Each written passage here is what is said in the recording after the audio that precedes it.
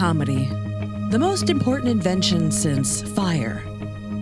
The life of a comedian is selfless sacrifice, training every day, honing, whittling, and carving the perfect joke to unlock truths that the masses could never understand without the comedian's steady stewardship.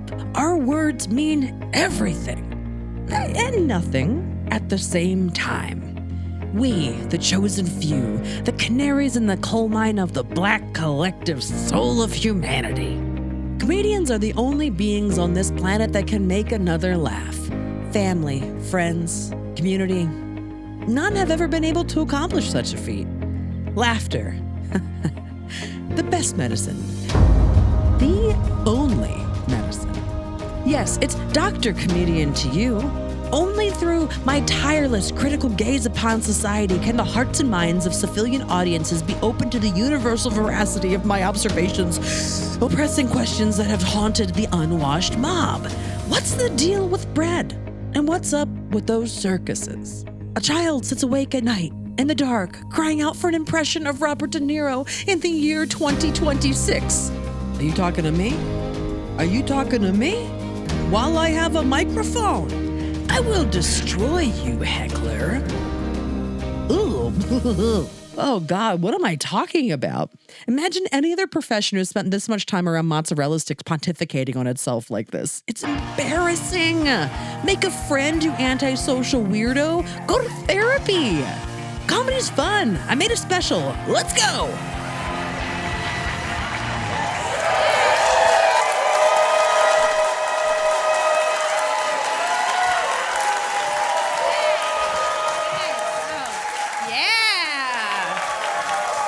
Portland? Oh my God.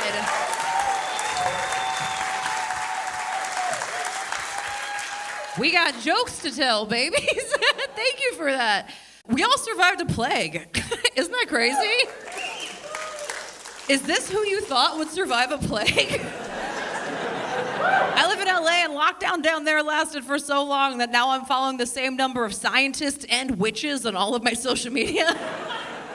I was like, I don't care who fixes it. I will put rocks in my bra. I will get all of the shots. I did all of the things. We got any witches in the crowd tonight? Could call if you're a witch. I'm friends with so many witches in LA because I'm almost 40 and a woman. That's what happens.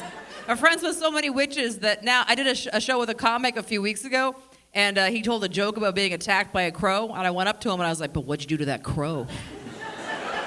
A victim blamed a man. I chose a bird over a man. That's a crazy thing to do, but like I'm 39 and I'm just leaning into being crazy. That's just where I'm at, right? I feel like the older I get, the less of a fuck I care about what people think of me. You guys feeling that way? Who cares? Like, I get more powerful every year. Like 38 was the year that I found out that if I was staying in a hotel, and that hotel had a hot tub, I went down to that hot tub. There was a couple of teens making out on that hot tub. 38, I'd get into that hot tub and just mad dog those teenagers until they left that hot tub. I did that like 6 months ago where I never felt more powerful in my entire life. I was like, I still wear Vans. My knees hurt all of the time. Get the hell out of here. You give hand jobs in the bushes, you little shits. I earned this. Where are your parents? That's where you go. 39, this is the year that everyone's just gonna see me with my phone in my bra. That's where I'm at. I'm out on pockets. No pockets. Phone right here. Every morning, walking my dog. Put on my favorite podcast. No headphones. Just blasting true crime out of my tits. Just making eye contact with all of my neighbors as I pick up dog shit, going, what's the problem? I shop where you shop. Deal with it. Feels good. I think my 40s, I'm just going to start robbing banks. That's what's going to happen. Because it's fun, because as I've gotten older, I found that older women get a little bit invisible to younger men. So I'm going to find the youngest bank teller that I can find, go in and be like, give me all your money. And then when they bring in a sketch artist, he'll be like, I don't know. I just remember she looked tired. It was disgusting. I just wanted her to leave. And that's how you become a millionaire. One of the first things I did when everything reopened in LA is I went to a crystal shop with my best witch because I wanted to see the look on her face when she got a new rock for the first time in a while. Just wanted to see her feel them out. And we were walking around, and I was like, this is pretty. And I picked one up, and I was like, this is so beautiful. And then I read that it was a fertility crystal, and I threw it against the wall. And that was the moment that I was like, Brandie, you might also believe in magic. Like, just to be safe, no thank you. I'm good. I was like, you're not the cynic you think you are in your heart, actually, just in case. Because I'm an aunt. And we got any other aunts and uncles in the crowd tonight? Living that aunt life feels good. I like it. I think I might be an okay mom, but like, I think I'm capable of more love, but I'm gonna stay gold, not go platinum, you know? It's real easy here. A kid, you can fuck up a kid at any point, you know? It's so much pressure to do it right. Do we have any parents in the room? Make some noise if you're a parent. Oh my God, do you hear the difference? They're like, I got a sitter, let me forget. Oh my God. For the parent to have a kid to do it right, it's the most high-stakes hacky sack game of all time. It's just keeping something alive for like 18 years until you can tap out. No, thank you. You can't mess up a dog that much. A dog, you can hold a dog like a little baby. Oh, and you can rub their little bellies. You can give them all the treats they want and spoil them rotten and know that they're not going to be shitty to a waitress someday. I love a spoiled-ass dog. I hate a spoiled-ass kid. Rich-ass dog just has a bunch of T-shirts, you know what I mean? Dog in a hoodie, that's a dog with some money. Kid with a nicer phone than you, fuck you, kid, get out of here. No one wants that. Absolutely not. I don't think I want kids to the point that I think if I was the last woman on Earth and the last man on Earth found me, then I would hide for a long time. It would be so quiet. But if he found me and he was like, hey, you want to get the human race started again? I'd be like, nah, dog. You can have sex with anything else on the rest of the planet. Because what I learned during lockdown is I'm going to need everybody else to be dead and the internet to be turned off before I actually get good at a hobby. I don't know if anybody else is like me, bought a bunch of clay and called yourself a ceramicist. It's still clay, baby. I got a box of yarn that has followed me to 4 separate apartment buildings. But I will not get rid of the yarn because then the yarn wins and the yarn can't win. No, bury me with my yarn. Go to Michael's and buy a bunch of popsicle sticks and just like build a tiny funeral pyre and like put me and my body and all of my crafts underneath of it and just burn us at the end. That's how I want to go out. No, I think in the real apocalypse, that's when I would finally learn how to play guitar. That's when it would happen. But it'd be cool because I'd immediately be the best guitar player in the entire world. Because everybody else would be dead. It'd be cool because I'll like go to Bruce Springsteen's house and I'll just kick his bones out of the way. Then I'll pick up the most expensive looking guitar that I can find because I won't know the difference. Then I'll take it to the middle of Dodger Stadium as they just badly play Born to Run over and over again. Into a stadium full of dogs who will have made me their queen. Thought about this a lot. Because I'll be the only person left on the planet with thumbs to open dog food cans. So I spend my days like a little dog pope, just doling out wet food and giving belly rubs. And at night, they just howl around me in unison as I noodle on guitar. Why would I start humanity all over again? I would have all of the dogs and all of the jet skis. Yes, think about it. I imagine using a jet ski until it runs out of gas, throwing it aside, and then just picking up another jet ski. That's what I would do. It's the most decadent thing I can think of. And the way humanity actually ends is me going too far into Lake Michigan, running out of gas, and being like, well, we had a good run, I guess. My dad's whole vibe is if Henry VIII had jet skis. Like, that's... He's got 9 toes and 2 timeshares, you know? Real decadent guy. I hadn't seen him for a while. I went to go see him, and, it's been a hard couple of years for everybody, and I found out that my dad, coping mechanisms, we all have them now. It's been hard. And I found out that during lockdown, my dad, he started drinking 3 to 4 gallons of milk a week. That's gross, right, Portland? I need to know. Okay, cool, great. Because I did that joke in Wisconsin like a month ago, and they were like, what's the big deal? I don't understand. I was like, you disgusting milk people, get out of the way. Stop blocking the sun with your bones. Get out of here. This is how I find out, too. I go to my dad's house, and I was like, haven't seen him for a few years. Let's see what the emotions taste like. Open the refrigerator. Inside of my dad's fridge, 5 gallons of milk. And I was like, ooh, not ready to talk about that. And then I went to my dad's second fridge. You guys know the one. The boomer fridge. They all got it in the garage. The audacity of these people. We can't afford one home. They have 2 refrigerators. How dare you? Open my dad's second fridge. Inside of that second fridge, he had an additional 6 gallons of milk. I was like, no! He lives alone. He lives alone. My dad and 11 gallons of milk in a house. And also milk with a handle. You know what I'm talking about? Why you buying milk with a... Unless you got a growing boy at home, that's the only reason to have milk with a handle in your house. Milk with a handle, that's just like a briefcase full of titty juice. That's all that is. Just on my way to my little milk job. Like, ugh, disgusting. 4 gallons of milk a week.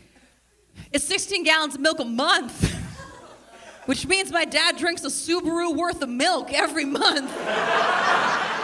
There are 12 months in the year. That's 12 Subarus. My dad drinks a softball team worth of milk every year.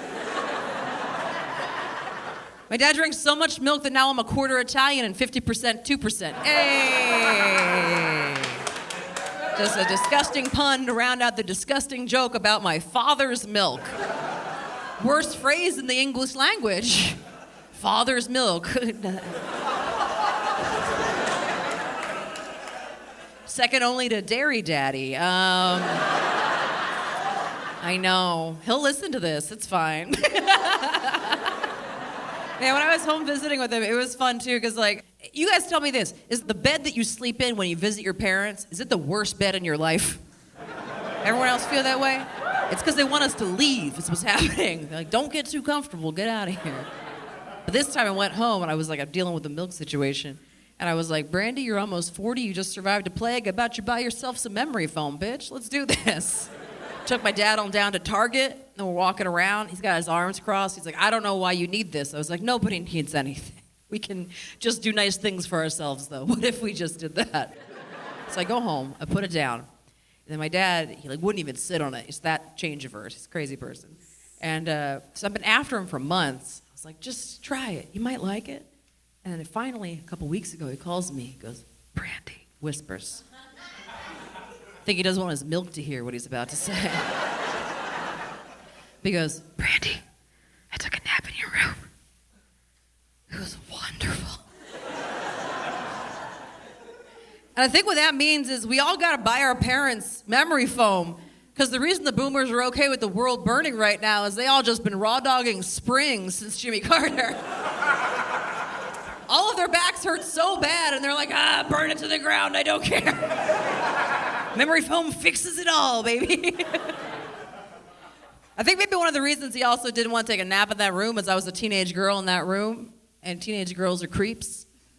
Teenage boys also creeps. Every teenager is a creep. It's a creep phase. That's what happens. But it's much more straightforward with the teenage boy. Every teenage boy's room has 2 posters in it. You got the thing you masturbate to and the thing you want to be. You got like Cindy Crawford, Tom Petty. Carmen Electra in a monster truck. Pamela Anderson in an astronaut. It's not going to happen that way. The only thing that is close to that is lesbians. Every lesbian has 2 posters in their room too, but it's both Xena. That's what's going on. But most teenage straight girls, at least when I was a young girl growing up, their room is very different. Every teenage girl's room just looks like you're like a weird little horny detective just trying to solve a murder. With just things cut out of magazines, put all over the place, with words and phrases underneath of it that only make sense to you. A weird tapestry that you're just trying to build to understand something about the world. Like, where was JTT on 9/11? I need to know. Can the Backstreet Boys melt steel beams?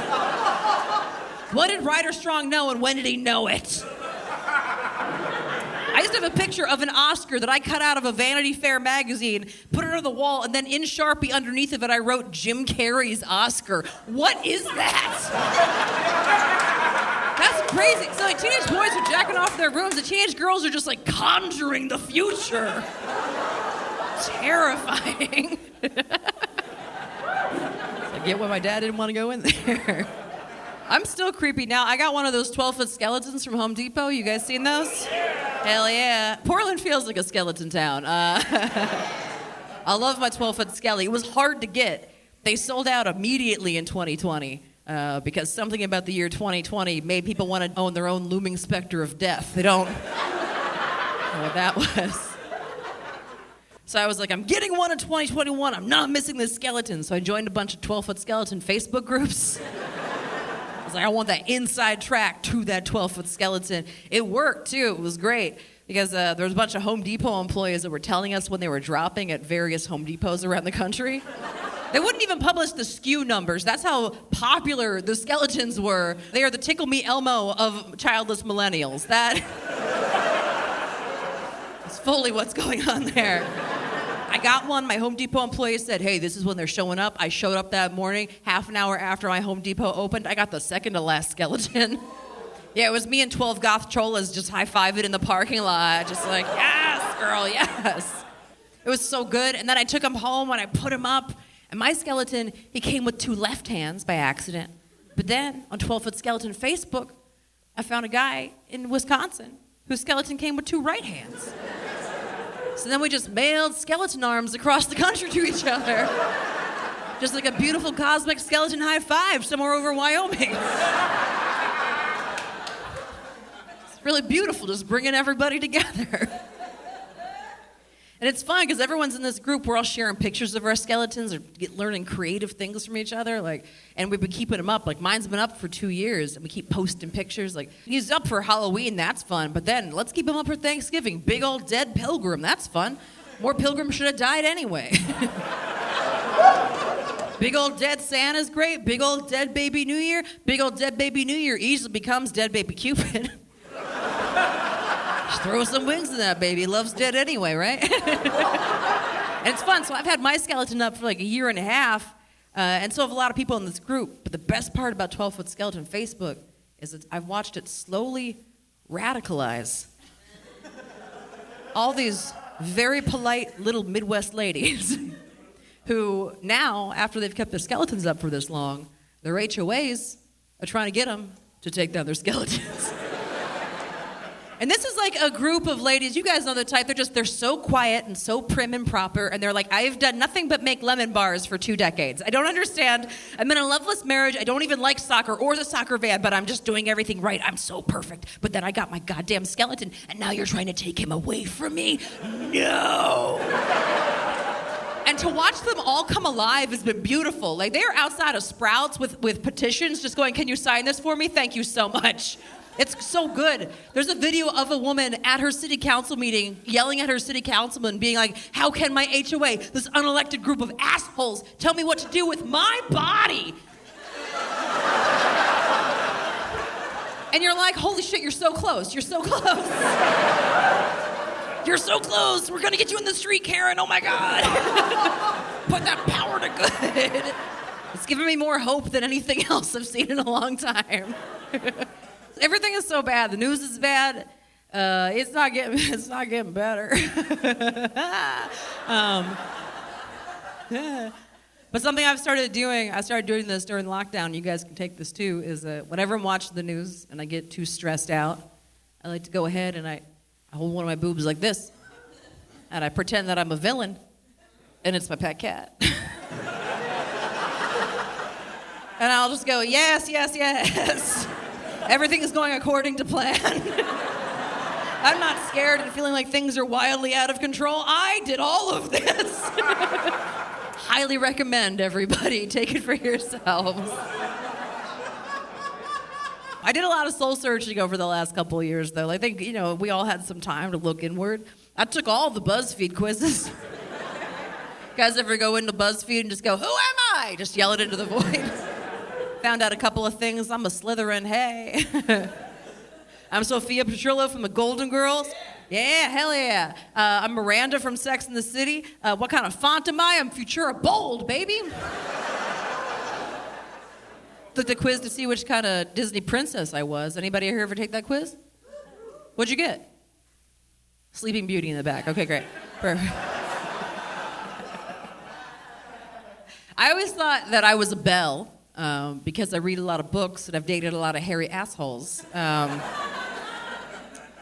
I didn't get Belle. I got Ariel, and I like Ariel, but I didn't feel her here. I was like, well, the algorithm's right. That shit knows me better than I know myself at this point. So what don't I understand about Ariel? There's something I'm missing. And then I thought long and hard about it, and I feel like Ariel became human for true love. But I feel like she stayed human for hot sandwiches.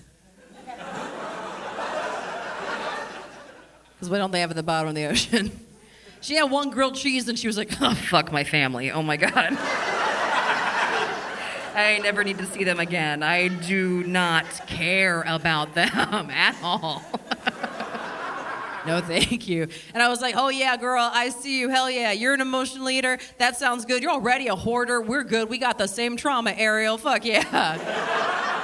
And it makes sense, too, because she's the youngest of 12 girls. No one talks about where her mom is, and her dad is, like, too hot to be a good dad.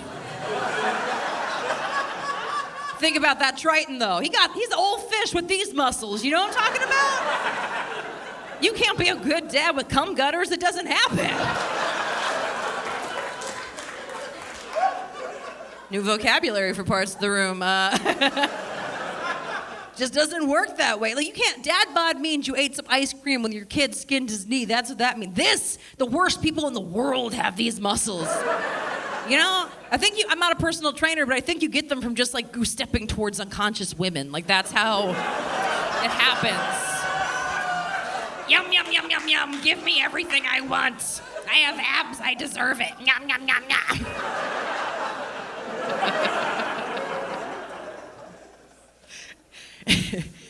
Then she meets Prince Eric, and I don't like Prince Eric because he's always been attractive, and I don't trust people that have always been attractive. How'd you learn to be a good person? You know what I mean? Mm-hmm. But then, like, also he's royalty, and ugh, royalty doesn't work for anything on this planet. It's so gross. You know Prince Eric doesn't eat pussy. Absolutely doesn't. And I got a big problem with that because Ariel never even had a vagina until she became human. Then she was just like, look at this stuff, isn't it neat? It's fucking crazy. I'm gonna call it my dingle hopper. And I like it because it smells like my friends. I know, I don't like that tag. I don't like it, but did you hear how half the room did like it? That's their fault, not mine. Yeah. I'm doing okay now, though. I live in LA. I'm a homeowner in Los Angeles. No big deal. Yeah, I'm a mobile homeowner in Los Angeles. It's pretty sick. I live in a trailer park. I was an escrow. It counts, baby. I love it. I love my trailer. People get weird, though, sometimes. They're like, trailer parks. I don't know, it's trashy. I think that's bullshit, because to me, a mobile home is just a tiny house for people that don't like documentaries. That's all that is. Just calling old shit new names. You guys know a farm-to-table restaurant is just a hunter with a garden? Eat the food that's grown closest to you. What a concept. It's crazy.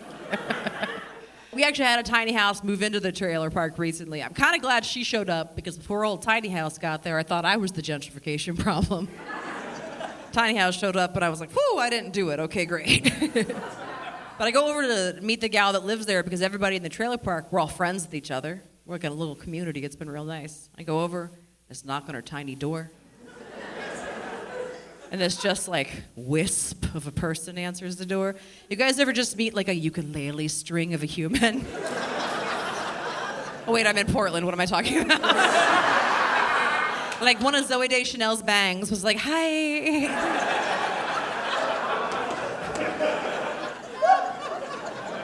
And I was like, hey, my name is Brandie. Welcome to the trailer park. I'm your new neighbor. She goes, oh, you live here? That's great. Hey. My name's Mozart. Then she gave me her hand like this. Do you ever just meet an enemy? Where like instead of falling in love with somebody, it's you falling into hate in that moment. Like it's not Dreamweaver, it's Du Hast by Rammstein just starts blasting in the back of your brain and you're just like, baby, I'm gonna see you on my deathbed. Oh my God, this is... And I was like, Mozart, huh? I saw your dad park your house 2 days ago. Maybe we just call you Mo for now, right? Now whenever I see her, I just go, hey, Zardy Marty, how you doing? So I've also become her enemy. Which feels pretty good. My favorite guy that lives in the trailer park, we got this guy named Barry. Barry's like a 65-year-old retired devil dog. He got marine tats on his arms, only buttons the top button of his shirt, lets the rest just blow in the wind behind him. Because he's a hero, and heroes wear capes. I love Barry. I was like, Barry, I also serve my country. I look at your gut every morning when I walk my dog. Podcast blasting. We're a real pair. It's great. He's a sweetie, though. He lives alone, and he'll order a pizza, and then he'll eat half of it and then feel bad and put the other half on my back porch. Yeah, I know, but he doesn't tell me, and then I find it. I call it the Reverse Raccoon. I'm like, oh, Barry's been here. Okay, right. He's a sweet guy, though. In our trailer park, there's like 35 houses in it, and then outside of it are all these $1 million homes. I like to walk my dog in that part of the neighborhood, by the way, because if I forget a poop bag, I feel like I'm committing class warfare. It's pretty good. But one of those houses got robbed recently, and Barry came over, and he's like, Brandie, I care about you. I need to know, do you have protection in the house? I was like, Barry, look at me. Like, you guys could all have guns, whatever, but like, if you guys look at me, you're like, probably doesn't own a gun. Might have a wand. Closest thing to a gun in my home, you know what I mean? Don't worry, I got it at Harry Potter World, and I keep it in a safe in the back of my closet because I'm a responsible wand owner. Nobody talks about how many toddlers are accidentally abracadabraing themselves every year. Lock those wands up. Barry was like, well, if you change your mind, I have a gun that you can just have. And then he started walking. I was like, damn, Barry, is that like a trailer park cup of sugar? Just gonna give me a gun. I was talking about timeshares earlier. Anybody here? Well, this is a young crowd. Anybody here's parents have timeshares? Yeah, then you will be stuck dealing with the timeshare someday. My dad, 9 toes, 2 timeshares. I've been on a lot of vacations with him at them. They're fine. But the thing that I love most about being at a timeshare is I've learned to love the timeshare presentation. Has anybody here ever gone to one of those? Oh, I love them. I love them because I see them as a challenge. At this point, the only thing that I truly love in this world more than my dog is saying no to a man in a suit. And that's a timeshare presentation. It's like that's what the DARE program should have been. Everyone was gonna drink and like do whatever drugs and figure out their own levels, but I wish the DARE program had been like, hey, this is how you say no to scams. That's all that is. We'd all be a lot better if they'd been like, hey, look, sometimes there's like an aggressive man at a mall that's gonna put lotion on your hand. Say no to that man every time. Brandie, one time you're gonna be in college and a person's gonna give you a credit card in exchange for a t-shirt that says the price is wrong, bitch. Don't take that credit card. I like to go to a timeshare presentation because you say no for 2 hours and then they have to give you a prize at the end of it. What else do you say no to and they have to reward you? It's great. I'll go in and be like, how long do I have to be here? 90 minutes? I'll set a timer, turn it at them and say, let's dance, baby, okay. I got to go to Catalina Island, which is this little island off of Long Beach in California. It was great. I was there for 3 nights. But I'm in bars a lot for comedy, and I don't drink. So whenever I'm on vacation, I don't go to a lot of bars. But what I like to do is I like to go online and Google and like to see, does your town have a weird alien tour? Is there a ghost tour of some kind? Is there a famous bone in your town or a weird foot of note? I would like to see it and hear its story. That's what I'm looking for. I was in Catalina, and I was Googling, and I found out that Catalina, they got a 5-star alien tour. But also, they got a ghost tour that's 1 star on Yelp. If there's anything that I like better than a ghost tour, it's a shit show ghost tour. I was like, sign me up for whatever that is. Do you kill people at the end? I wore my tennis shoes. Let's go. Show me what happens. I almost signed up, but then I read the reviews, and I didn't, because 90% of the time what happens is this woman takes your money, does not show up, and then does not refund your money. So you get ghosted on a ghost tour. Real next level stuff. It was almost worth trying, though, because for the 10% of the time she does show up, what happens is she shows up half an hour late, walks everybody over to the liquor store, where she buys only herself a road soda. Then she walks everyone around downtown Catalina, just pointing out where all of her friends have died. That's not a ghost tour. If that's a ghost tour, then every time I'm hanging out with my dad's Rotary friends, I'm being told ghost stories. If that's a ghost tour, then every morgue in America should have a colonial with a lantern just telling you about the fresh catch of the day every day. You need to have a story. You can't just be like, Larry fell off that building. That's not... There's no mystery. There's no intrigue to that. You guys tell me this. I got this neighbor in the trailer park. His name's Brandon. Brandon is a blackout drunk diabetic with a cotton candy machine. Let you guys do the math on that. Brandon died 5 years ago. Did I just tell you a ghost story? I might have actually killed Brandon. I'll tell you guys this part. It's fine. He had a little white dog that was very cute, but he neglected, and I hadn't seen it for a while. And then one day, Brandon was passed out in his car, and little Mochi was in the back seat, missing half the hair on the back of his body because of how bad his fleas were. And I just said, fuck this, and I stole his dog, rehomed it, and Brandon died 2 weeks later. But I don't really give a shit because Mochi's name is now Stevie, and he's got hair on his butt. And now whenever I smell a carnival in the breeze, I'm like, Brandon's here. Your dog's doing great. I try to be a good person. But I doubt myself as much as anybody else, you know? Like, I was home recently, middle of the day, completely sober, and I was cleaning out my garbage disposal, and I thought to myself, man, it sure would suck if I flipped that switch, ground my hand into a bloody nub. Then I pulled my hand out of the garbage disposal because I didn't 100% trust myself not to do it. You know, I was like, you're for sure 98% of the way. You're not going to grind your hand into a bloody nub. The other 2% was like, let's talk about this though, Brandie. You look good with a hook. I look good as hell. Imagine like one of these, it moves a little bit, that kind of hook. I could hold the microphone with my hook and just like go around the stage. If I dropped that, I would fumble for it, make you put it back on my hand, and I'd say, thank you. Touch all of your faces with my hook. Oh, you'd call me brave. Imagine being brave. Like, I could have a suitcase full of different hands for different jokes. Couldn't call me a prop comic because I have a hook. Like, I have a joke in my act where I like to say that I use a diva cup because I refer to my period as pouring one out for my homies. And I could have a little hand with a diva cup full of red food dye. And then I find the guy that hates that joke the most. And I just slowly pour it onto his head because someday I will be the Gallagher of period blood.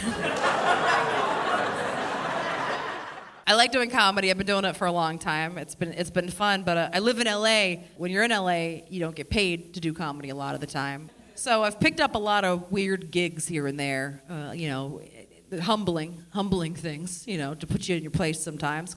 That's fine because, a couple years ago, I got to play the Kennedy Center and then come home and start 3.5 weeks as a mall Easter bunny. Anybody else ever do their time in the bunny? Oh, baby. Not even a good mall. That was the problem. I was like, I should be top tier mall out of the gate. They started me low. Bad mall. Costume didn't smell. Looked like it should have. That was the problem. I was like, a crime has been erased and I can't sense anything. What's happened inside of this costume? It's bad. At my mall, we had 4 mall Easter bunnies, and 3 of us were female comics in our 30s, and the 4th was an 18-year-old boy.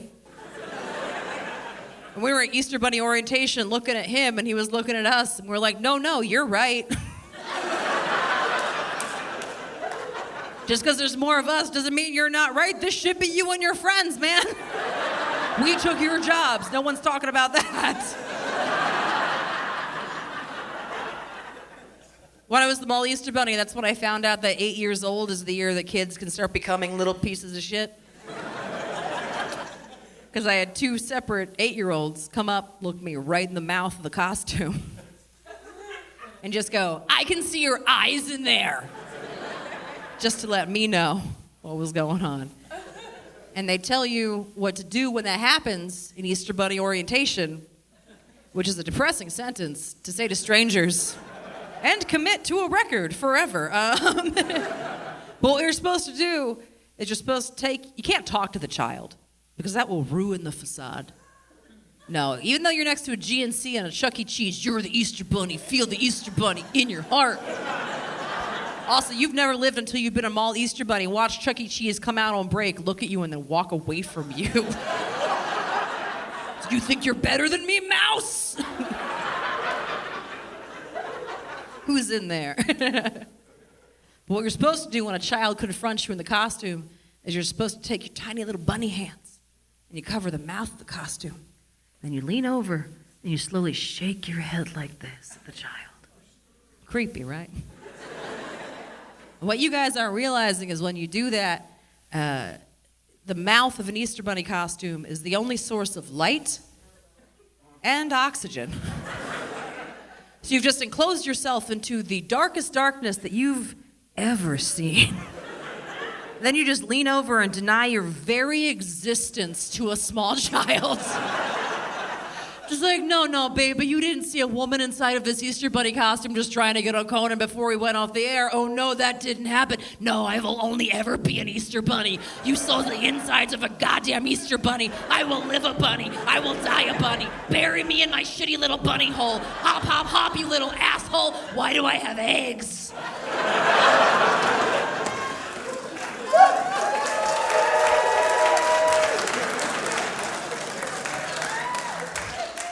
Glad you guys liked that joke and it wasn't too Donnie Darko for you or anything. Yeah. Does Portland have a Medieval Times? What a sad room of falconers. If you've never been to a Medieval Times is what happens when Lord of the Rings works at Hooters. That's the Medieval Times. I love them, though. I went a couple years ago for the first time in my life because I had a rough year, and a bunch of my comedian friends in LA pitched in, and they bought me and my boyfriend 2 tickets to Medieval Times because that's how comedians show that they care about each other. They're like, I'm not going to listen to you talk about your feelings. Maybe jousting will fix it. Kind of helped a little bit.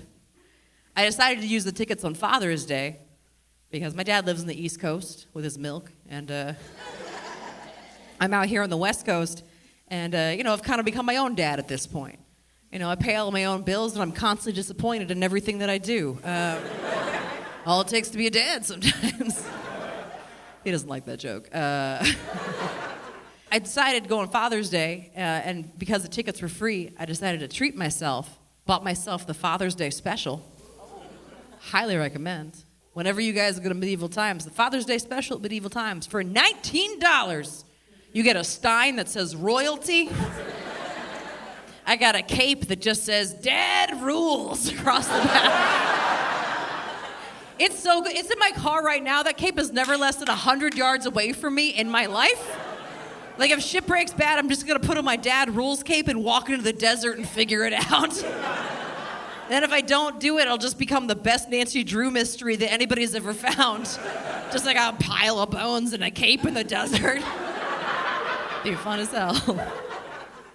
Third thing that I got in my Father's Day package is a shield with my face on it that said that I was a king for the day.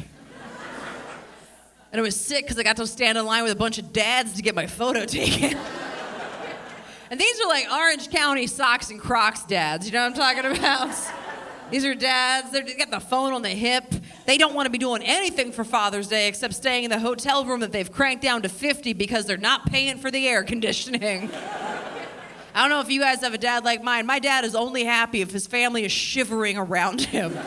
It's when he feels at his most powerful, just in a lazy boy watching his family like, you could get a blanket, how dare you? Yeah, but it was great because I got to stand in line with all these dads. And then I get up to the front, and the little squire that's taking pictures just turns and he goes, are you father? And I went, you can call me Daddy. And I like to think that was the moment that young squire learned that gender's fluid, baby. Be whatever you want. We're all skeletons in the inside, man. You know, like be a mom, be a dad, be an aunt. Don't be an uncle unless you're actually an uncle. No one likes those fake uncle guys. Get out of here, Dave. Where's your family? You get your own Thanksgiving. Go, go, go. When it was at medieval times, I met the most confident child that I've ever met in my life. He was a little 5-year-old, like a little blonde, blue-eyed, very cute. He was with his parents. And he was so good and so quiet for about 5 minutes, just holding their hands in line like this. And then it all just exploded out of him at once. And he went, I'm gonna need 5 things today. Yelled, I'm gonna need 5 things today. And then he listed them. He went, sword, scabbard, helmet, chainmail, horse. Like his balls dropped and he screamed horse into a void. And I was like, damn, that kid's definitely getting a sword. Swords are for closers. I was watching his mom. His mom was like, you're gonna be really emotionally unavailable someday. I'm so proud. Thinking about that kid later, and I was like, I've never asked for anything with that level of confidence before in my life. Like my last day job, I asked my boss for a raise, and he didn't give it to me. I just started crying in his office. Make some noise if you cried in an office before. Hell yeah. Yeah, that is, I'm sorry that I just made you relive that, everybody. Doesn't mean you're weak, it means you care. That's all that is. But I wish I'd had that 5-year-old with me so we could have been like, move over, lady, I'll show you how it's done. This lady's gonna need 5 things. She's gonna need that raise. She's actually gonna need equal pay, maternity leave, and end to rape culture, and a motherfucking horse.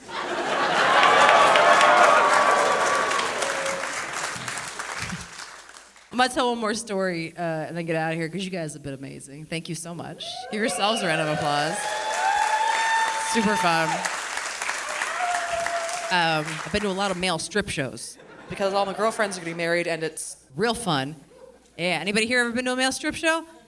Yeah, hell yeah. Guys, every guy in this room, you should go. Everybody should go. They're not what you're thinking. Like, a female strip show is just like a beautiful athlete doing insane things with their ass in a pole to defy gravity. And like, that's cool and horny, but like a male strip show is just a bunch of women just going, you're wearing a giraffe on your dick, that's stupid.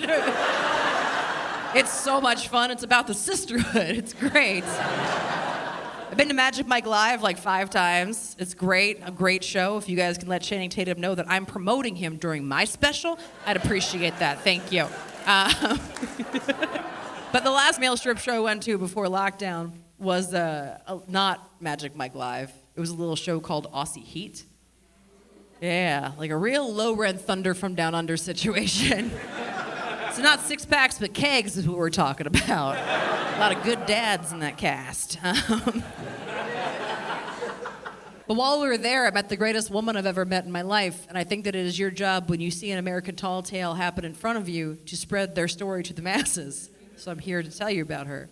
And the way that these shows work, if you've never been to one, is the worst man in the world hosts them. They always have this weird, just hair slicked back, just shirt unbuttoned, gold chains, just like a chain wallet cartoon wolf of a guy, you know what I mean? Just a real like, ha, cha, cha, cha, cha, cha, cha. That energy, just like, ugh, disgusting. Like Pepe Le Pew canceled that guy. That's what's... Aussie Heat had the worst one I've ever seen. This guy comes out and he's like, all right, ladies, we're ready to turn this whole place into a slip and slide. I know, bad, right? And every woman in the room was like, we paid to have a good time. I guess let's just do it. Let's buck up and get through it. He goes, all right, that sounds good, ladies. We got any birthdays in the house tonight? Hear a couple of gals over here just go, woo, and look away immediately. Goes, all right, that sounds good. We got any bachelorettes in the house tonight? Hear a couple of gals over here just go, woo, and look away immediately. Goes, all right, that sounds good. Do we have any divorcees in the house tonight? That's when we all saw her. Alone in the back of the room this one woman stood up, just wearing a bedazzled baseball cap that just said MRS crossed out in rhinestones, you know? It was white MRS, big old red X right through it. And like that girl, she made that herself. So let me paint you a story about this goddess. She went through a divorce, then she went to Michael's where she made that hat, then she went to Vegas by herself, went to the cheap male strip show by herself. Then she sat in the back, and then when the worst man in the world came out and he went, "Where are my divorcees at?" She stood up and she went, "I'm right here!" And it was the most beautiful thing that I have ever seen. The entire crowd turned and looked and was just like, "Rise on, you beautiful phoenix. Holy shit." Like her scream came from the place where the first cave woman was left for a younger cave woman. That original first sin, that's the one. She kept coming up to the MC, putting dollar bills into his pockets, and he dropped his act completely. He was like, "I'm so sorry, ma'am, my clothes don't come off. I'm so sorry, I'm so sorry." Terrified of her. That's when we all got horny. That's when it happened. Every woman in the room was like, "Oh, you scared the bad man. Yeah. Get him. And then at the end of the show, when he didn't take his pants off, she came back up to him, took all the money back out of his pockets. And then loud enough for the entire room to hear, she goes, "You know, it's not my money, but I'm still not wasting it." Man, I don't know that I ever want to get married, but she definitely made me want to get divorced. Thanks, guys. I'm Brandie.